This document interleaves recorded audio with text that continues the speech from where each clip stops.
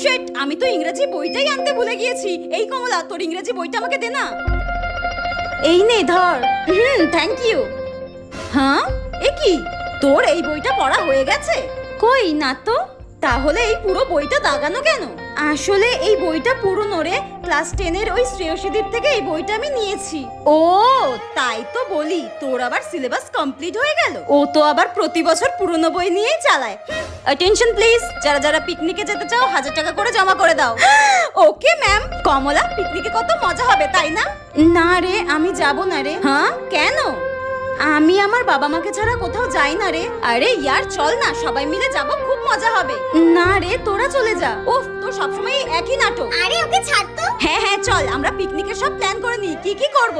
আরে কমলা তো গরিব, টাকা দিতে পারবে না, তাই পিকনিকে যাবে না। পিকনিকের দিন তো ফোন এলাও, আমরা অনেক ছবি তুলবো, ঠিক আছে? হ্যাঁ হ্যাঁ হ্যাঁ ঠিক আছে।